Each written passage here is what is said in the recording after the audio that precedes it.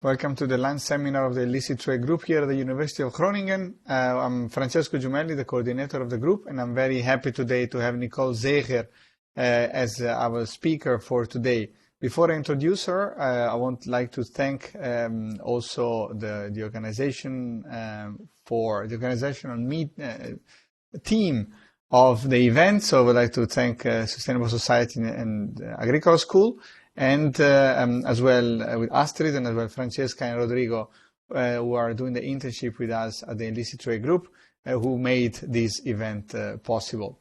So the Illicit Trade Group here in Groningen is trying to bring together people that work on different aspects of illicit trade, and also in generic terms more on illicit, informal and illegal behavior or activities. And we're trying to have an interdisciplinary discussion. So we have members from different faculties, coming from different backgrounds, from criminology, political science, law, of course, as well as more the technical universities, science and engineering, but also economics, trying to look at this set of problems from different angles. We do not only look at the phenomena, so looking at the practices of illicit trade, but also the platforms, so thinking about what are the rules and the norms and the framework that allows and facilitate illicit trade activities. We've also now started, we've been awarded recently with a cost action on illicit trade, and Groningen, the University of Groningen is in the leading seat with that. So we're very happy also to bring a lot of activities to Groningen, or at least in the Groningen network, on illicit trade activities and practices from the different countries. I see Lisa Thomas having the microphone on. Can you please mute? Thanks. And now I'm very happy. Having said that, of course, you can feel free to reach out to look at our activities. We had a movie night last week, which was very successful. So thanks to Rodrigo also for organizing this. So we do a number of activities. And one of these is we have these lunch seminars. I will then say more about the activities later, but we have this lunch seminar session. We have one meeting a month, and today we're very happy to have Nicolle Zeegers with us, assistant professor in political science here at the University of Groningen. Nicolle is a member of our group, and she's really working on a topic that we find super interesting and topical. She is going to be talking about the effectiveness of prostitution policy in reducing human trafficking in the next hour or so. But also I want to say that she wrote and she co-edited a special issue on regulation and governance called The Governance of Prostitution via Intermediaries.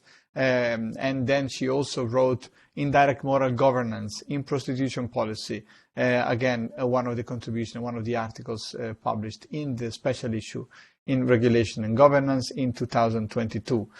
So she's an expert, a colleague and a friend, and we are really happy to have Nicolle here. So please, without further ado, Nicolle, the floor is yours. I think we can have 25, 30 minutes, and then we can have Q&A, but of course we can be flexible there. And if there is any question from the audience, please feel free to use the chat function, and we're going to answer to the question later.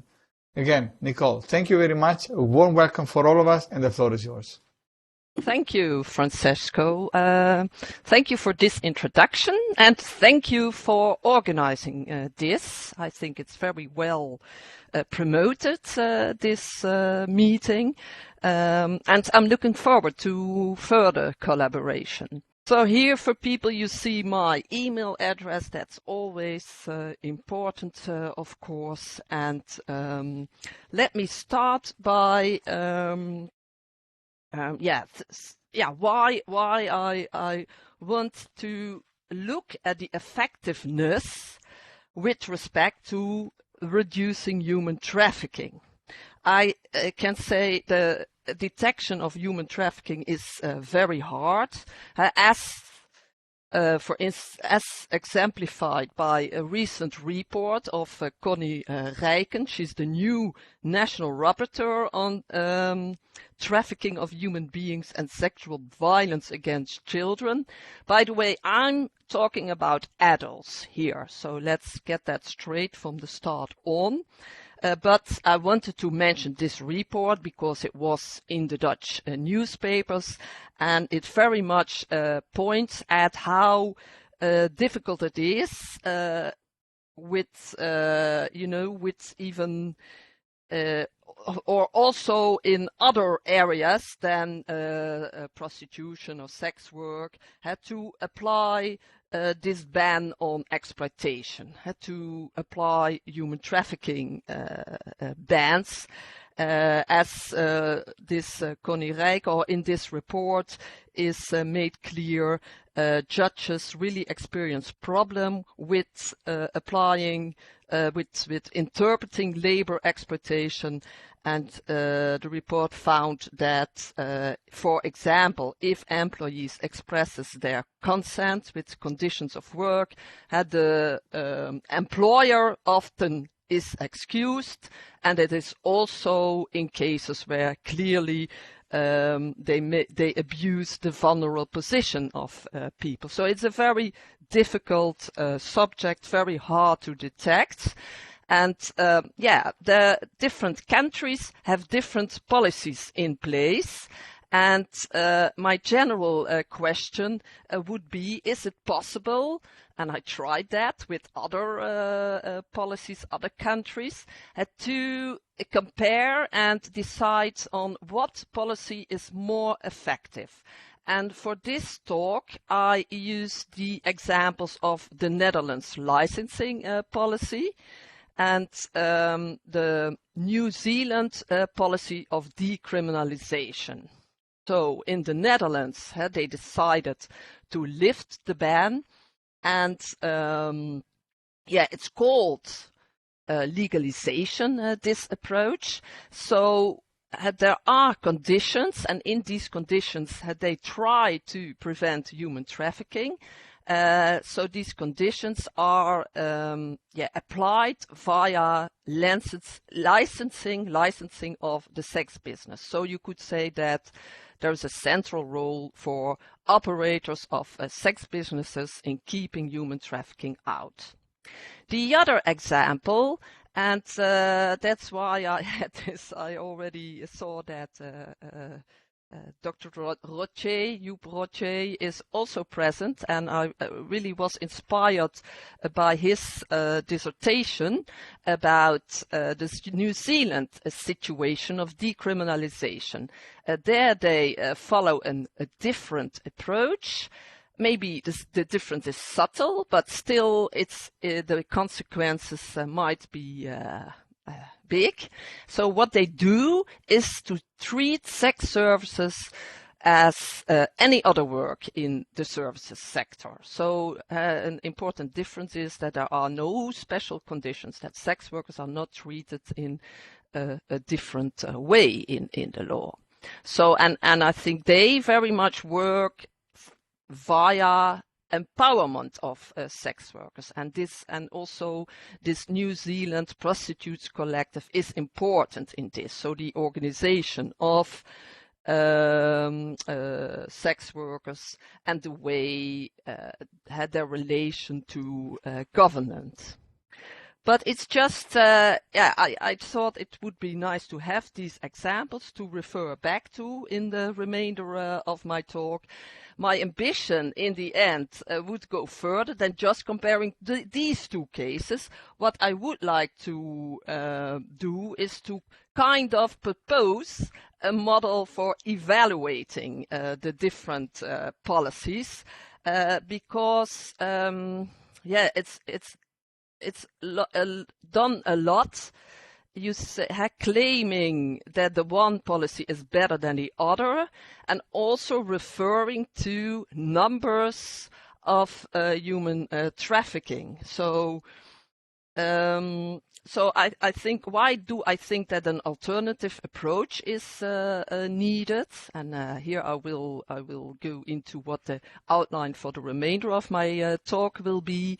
This is because so I'm looking at rules concerning. First I have to finish my sentence. I'm looking for an alternative policy of evaluating. An alternative way of evaluating the different policies in different countries. So to make it possible to compare them on a factual base. I really think that we academics should step in here to make this a more you could say scientific, factual, because it's very much dominated by ideology. So, and I think that should become different. And in the remainder of my talks, I will first, I will address the following. First, I'm talking about the effectiveness of the rules concerning prostitution. So national rules, these are, but of course they are related to international law because it is about human trafficking. And I will try to make clear how it is related. The second point will be that often the extent of human trafficking, the number of human trafficking is taken as a measure to compare. And I will give 4 reasons, there might be more, but I will give 4 reasons why this is problematic. And then, and that's always a difficult thing, I will propose an alternative evaluation of effectiveness. And I will try to apply this to the 2 cases I elaborated in the former slide. Let's go forward. So, first, what is the connection to international law? And here, most importantly, is the first one, the UN Protocol to Prevent, Suppress, and Punish Trafficking in Persons, especially women and children. Shortly, it's called the Palermo Protocol or the Trafficking Protocol, so I will refer to it as the Palermo Protocol. Also, I put down here several other rules, and what we see is there's a lot of human rights involved, and it's discrimination. So these are all values, principles that that we come across in trying to prevent human trafficking. Let's go to the. What I also should say is that this Palermo Protocol, that is a supplement to the UN Convention against transnational organized crime. But let's go into this Palermo Protocol, because that's very important for the way human trafficking is defined. So for the definition of human trafficking. And before accepting this Palermo Protocol, in which human trafficking is defined, there were several issues debated. And I think also, I saw also that Marjan Weijers is present here. She's one of the scholars writing about this. And there are basically 2 issues debated between, because there were different NGOs present in the proceedings of this Palermo Protocol, and there were NGOs that defended a neo-abolitionist approach, and there were NGOs that more looked at it from the sex workers' rights perspectives. And so 2 issues were debated. The first one was, is prostitution by definition a human trafficking? That is what the neo-abolitionists believe and defend, and or not, and or is can you only speak about human trafficking in the case of force and coercion and that kind of things. And the second thing was, does coercion mainly refer to forcing or deceiving persons at the point of recruitment, or does it also include the abusive conditions in the sex work itself? And so you could say that this is the definition of human trafficking they decided for. So there is, it's a very long definition. So first you say something about the acts that should be forbidden: recruiting, transporting, transferring, harboring, or receipt of persons. That "or" is important. That will become clear later on. And so it would have to be by means of the threat or use of force or other forms of coercion, abduction, fraud, deception, abuse of power, or a position of vulnerability, or the also giving, receiving of payments or benefits to achieve the consent of a person having control over another person. And there's also a purpose indicated, the purpose of exploitation. You could say, as I said, this definition was very much debated, and the outcome was a compromise. And so this compromise entailed that, yes, the difference between forced and voluntary prostitution has been acknowledged. So it's not that the new abolitionists got it their way. So there is clearly a differences. Domination and exploitations might happen, but they are not inherent to prostitution. However, they still they very much make a difference and very much point at sexual exploitation as different from economic exploitation. And in the end, you could say what is exploitation? That is left to the party states to define what it exactly is included and excluded. So that leaves much room for different interpretations. For instance, legally, that's human trafficking includes domestic trafficking, but still, what is the exact scope? And to go to the numbers, that have to already say something about the numbers. Often in indicating the numbers, the magnitude of human trafficking, this domestic trafficking is not included at all. Okay, so what is effectiveness? So again, I'm talking about that. It's clear that it's very important in my the regulation field. Here I'm referring to the effectiveness of national prostitution rules. But of course, it's with respect to this international agreed goal of preventing and reducing human trafficking. And what you can find in international law are several, you can call it sub-goals, but at the same time, these are means to make sure that human trafficking, or at least to try to reduce human trafficking. So states have the obligations such as to ban human trafficking via criminal law, also to improve investigation and prosecution and further procedures, also to protect the victims. But in addition, and that's and I put that in blue font, in addition, they have to prevent human trafficking more generally, and also to engage in international cooperation as well as cooperation with civil society.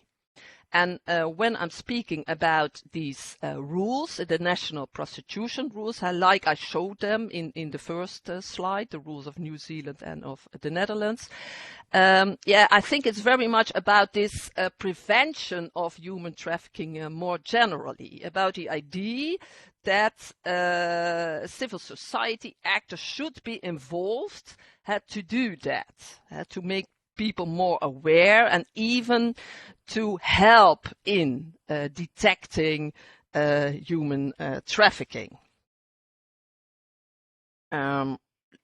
So that brings us to the extent of human trafficking as a and what, as I claim, it's a problematic indicator. We see that a lot that scholars, for instance, economists, make these claims out what a policy is better, referring to the number of human trafficking.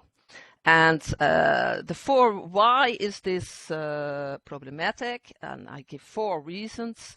The first is because the figures they use, the definition is not clear. That, as I said, much is left to the states, and there are interpretation problems. So what measure to take as a measure of human trafficking? For example, what they often do is count the victims, and as I said, mainly economists making claims about, for example, the correlation between legalization and a high inflow of persons trafficked.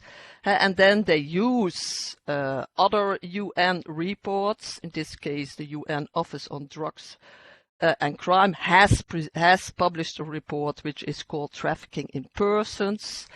And what they did was to count citations, indicating how often a country is mentioned as a destination country of human trafficking. So clearly domestic trafficking is not included in this case. And it gives... It's not a valid, it's not really a standardized figure. So in different countries, they gather these numbers in different ways. They are drawn from different agencies that use different methods. So that's why I say here it's not standardized. They do not use standard. They compare apple and oranges. Second reason is a correlation does not necessarily imply a causal relation. So if these economists find a correlation, it does not really say something about the causes. What they very much assume is that the cause is organized crime, that they make a lot sort of that they make this, they weigh up against each other what the costs and merits will be to practice human trafficking. So that would be the case for organized crime. But there are other causes that might be much more important, and these are economic disparities, for example, and also international conflicts and war. So that might be causes of people that are, exploited.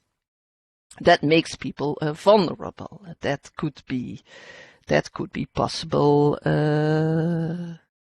causes. But the point here is there are multidimensional causes, whereas there's one cause assumed. And let me see, then there is a fourth reason. That's the causal relation is often assumed, whereas countries really promote their policy. It's often the choices they have made are very much connected to moral values that a country wants to express with its policy. For example, Sweden wants to express its idea of we are very much for gender equality. We see prostitution as oppression by definition. And so they want to express that value, and whereas you could say that the Netherlands very much wants to express its idea of freedom and autonomy, and we are very much wanting people to make free choices, and also sex work is a free choice. I kind of think it's unavoidable that it's kind of intertwined with these moral values, and but we should not. Therefore, we should not take the countries for their at face value, for what they want to promote. And that is where I think universities, academics should step in and make more valid comparisons, because that would be my summary of these reasons. These numbers, the way these numbers of human trafficking are used, that is not a very scientific sound way of comparing different policies. And I do think that it could be worthwhile to compare different policies. So this brings me, I don't know whether there are already questions. Are there, Astrid? Are there maybe? No, not in the chat. No, not yet. No. Okay, thanks. So, but because now I want to come to what I think would be an alternative way of evaluating. But as so often counts for scientists, when you work out these things, you become more modest. I have to admit. But still, so I think a more sound way of comparing these different policies would be to look at the difference that rules make in the social field. And what do I mean by that? Here, this picture is to take the example of the red light district in Amsterdam. You could say that what you see here, that these what is it, purple lines, that these are the boundaries of a social field in which different actors participate, such as sex workers, but also employers, sex business operators, and maybe also the clients. And what I would propose is to look at the mechanisms that a regulator wants to implement in such fields, and really look at whether these mechanisms really work out the way they intended them to work. And what I want to add here is that I think we would have to look for, because of course there are many forms of prostitution, and there are also sex work is also practiced in at different locations, and so that is why I say we should look for critical cases. And by that I mean to look for cases that have quite favorable circumstances to let the mechanisms as intended work. I think the red light district would be such a critical case. And you could say if it does not work there, it certainly won't work in cases where where it's sex work is more dispersed, like home prostitution. That would be more difficult, I would say. So we have to look for critical cases. For instance, here I have the example for the Netherlands, but for New Zealand. So I read the dissertation of Dr. Rocher with great interest. I think Christchurch, that's one of the things I would like to talk about with him.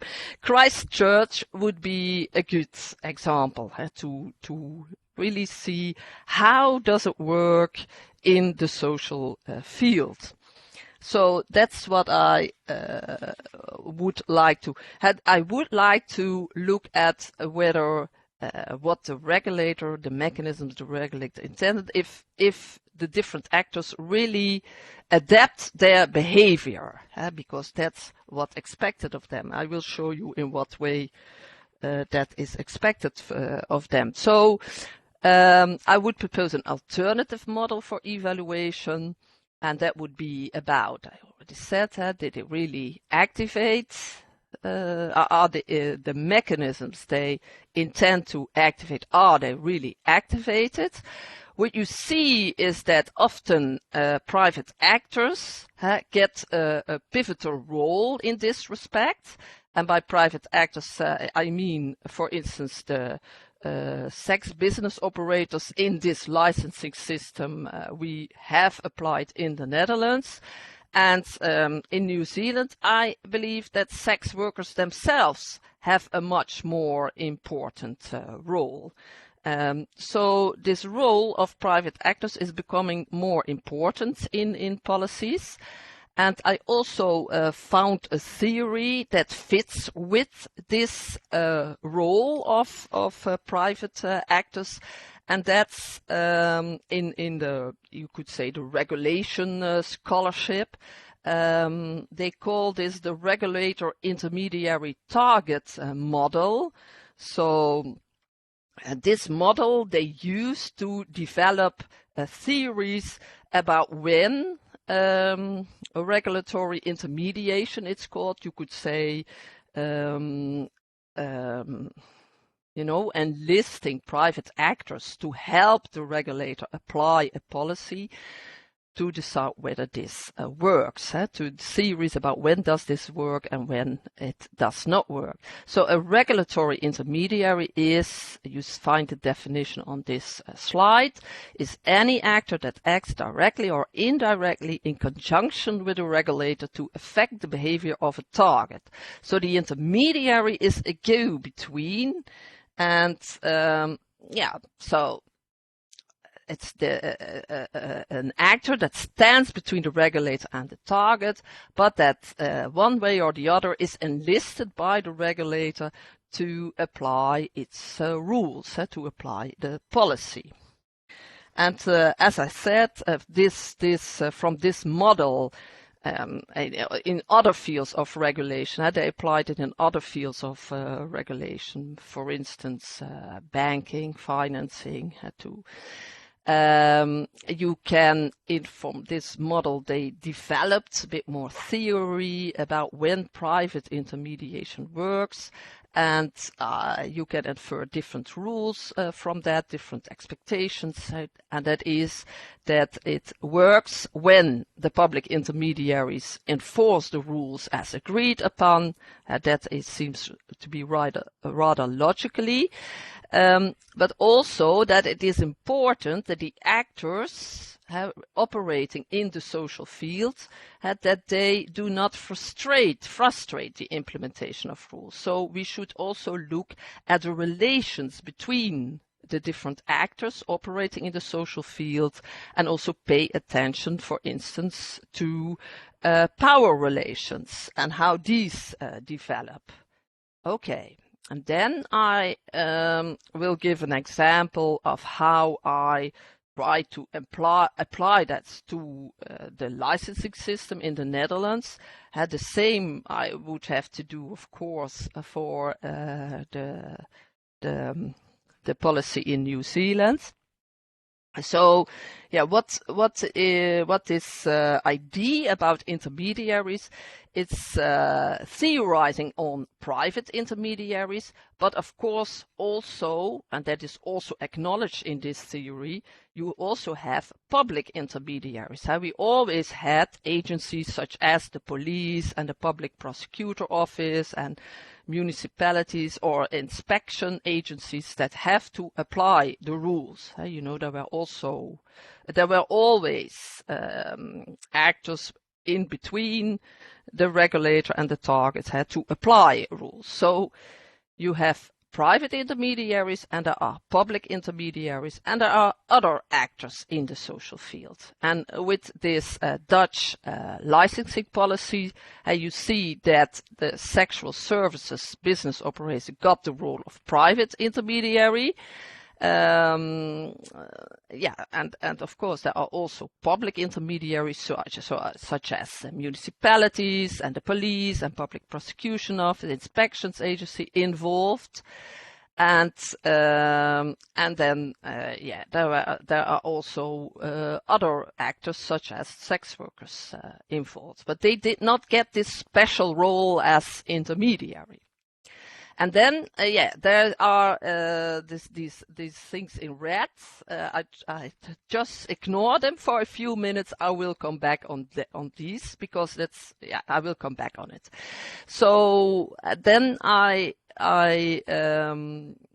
it's important what exactly in the evaluation I propose, what is exactly expected from these different actors, and then you see that what is expected from the sex business operators is to assess whether sex workers enter the job voluntarily or not. They have to do that via intake interviews, and also more generally, also the people who rent out working space to sex workers, they have to make sure that there is a positive working advice from the police. So through that,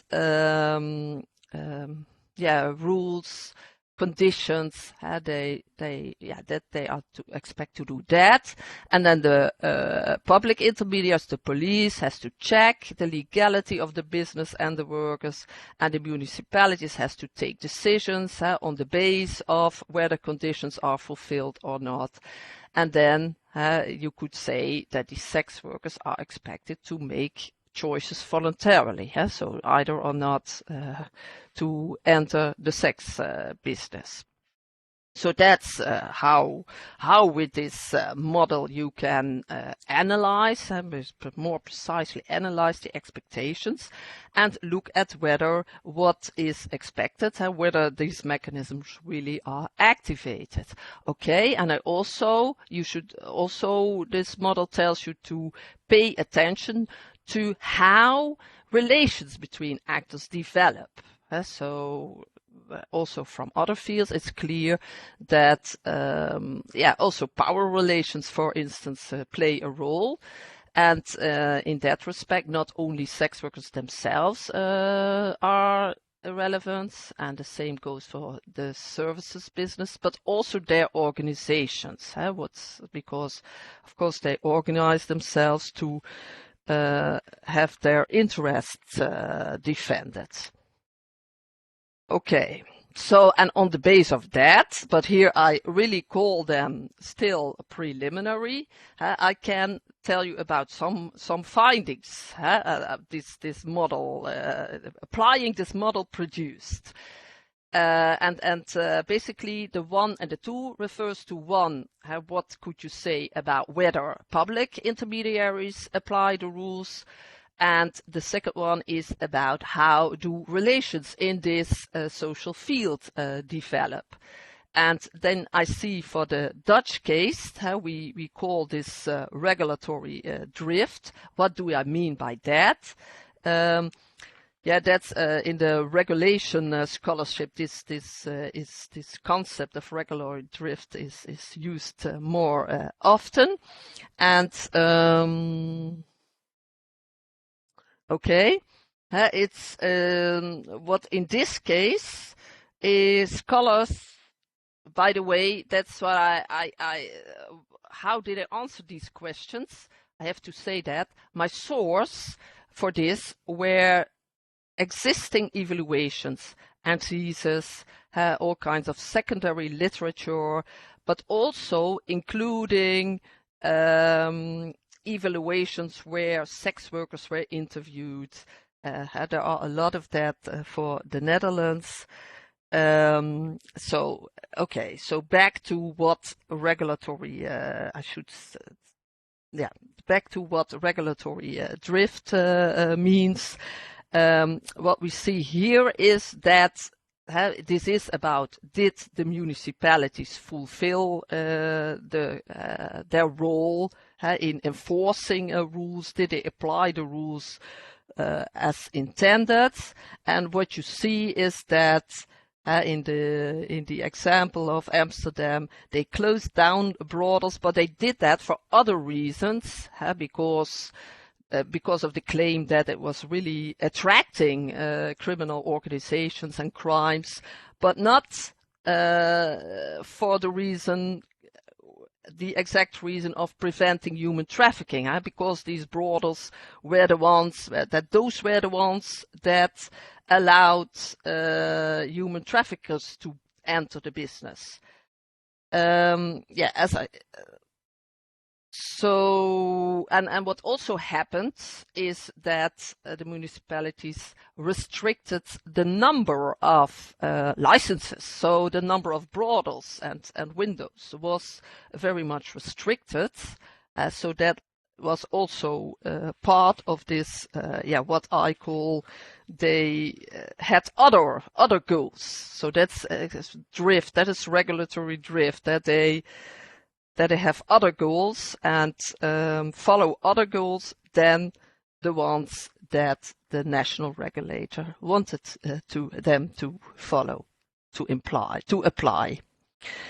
And also, that's the second thing, with respect to what happened in terms of relations between these sex workers and the brothel operators, you could say that this relation deteriorated. It did in several ways. You could say because the structural power of sex workers became worse, because they had less options for working, because there were less brothels, but also with respect to this whole thing of acquiring a status as normal workers, that did not work out.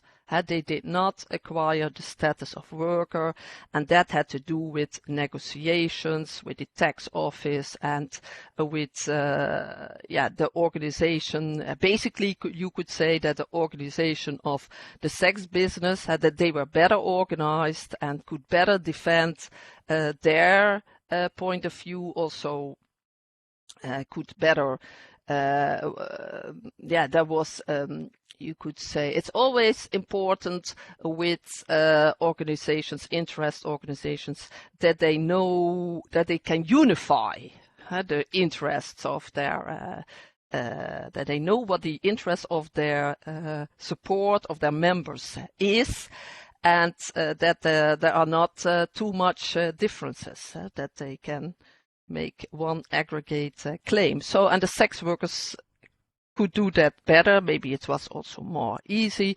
In any case, it did not work out well for the sex workers. Then back to New Zealand. Is my time almost up? Yeah, I was about to say whether you can wrap up so we can. Okay. Thanks, you Nicolle. could say let's try to do it in a few minutes. I will try to do it in a few minutes. Thanks, Francesco. So we can have, there is already a question. Maybe there are also questions from the audience. So that's why. So maybe I can just end what I would want to say with this slide and then take the questions.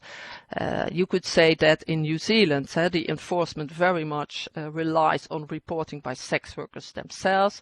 Yeah, but also there, you say exploitation takes different forms and it's not always reported to the police. So also there, but with respect to the relations, you could say in the social field, you could say that they are very much acknowledged in their agency, and that has to do with the New Zealand Prostitution Collective. The sex workers report to feel empowered by the new policy and to feel protected from exploitation, and also to feel more free to report abuse, because the threat of harassment is less in comparison.